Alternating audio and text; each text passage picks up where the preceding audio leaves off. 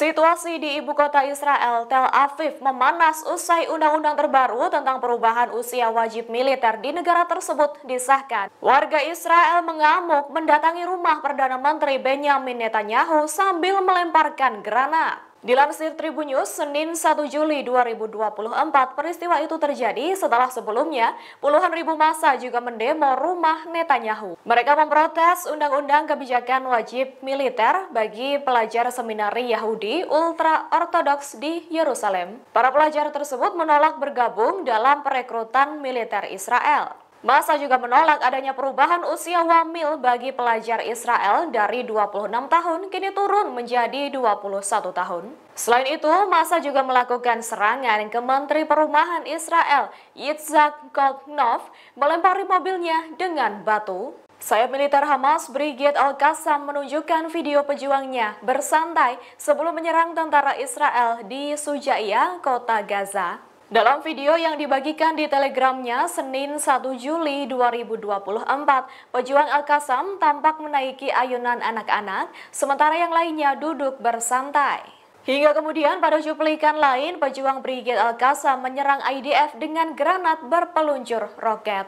Salah satu dari mereka kemudian memasang alat peledak di sebuah jalan berpasir yang akan dilalui oleh tank Israel. Setelahnya, tank Israel berisi IDF tampak menginjak alat peledak tersebut lalu meledak. Brigade Al-Qassam menyebut melakukan berbagai penyergapan setelah tentara Israel kembali lagi menyerang Sujaiyah selama kurang lebih 2 minggu. Israel mengalami krisis anggota militer seusai adanya perang di Gaza melawan para pejuang Palestina.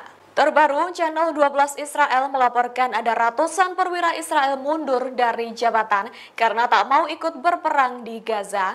Sejak perang 7 Oktober 2023, setidaknya 900 perwira IDF resign massal. Tak main-main mereka yang undur diri berpangkat kapten dan mayor.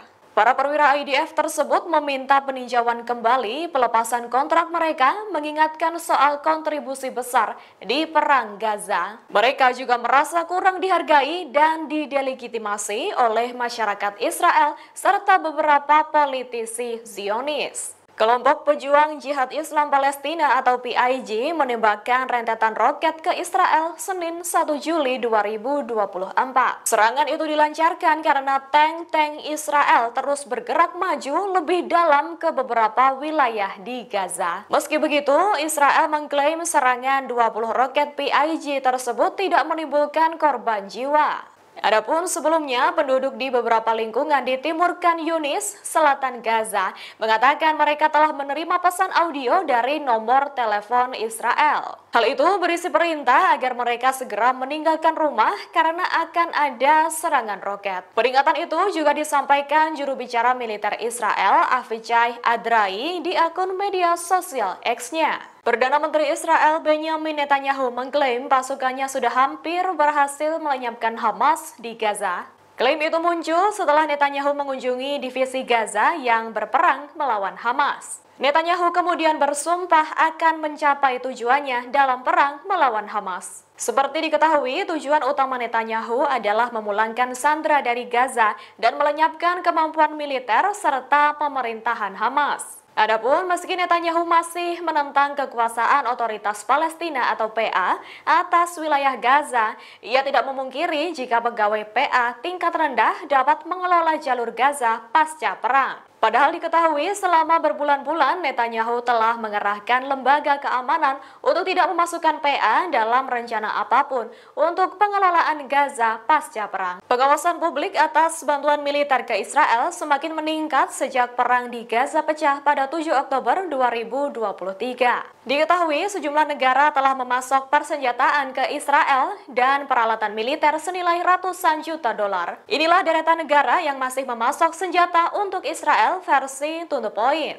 Pertama, Amerika Serikat atau AS, 68% impor senjata Israel antara tahun 2013 dan 2022 berasal dari negara ini. Kedua, Jerman memasok Israel dengan komponen untuk sistem pertahanan udara dan peralatan komunikasi. Ketiga, Inggris memberikan izin 474 juta pon ekspor militer ke Israel sejak tahun 2015. Keempat, Australia. Amnesty International mengklaim Australia telah menyetujui 322 ekspor peralatan pertahanan ke Israel selama 6 tahun terakhir.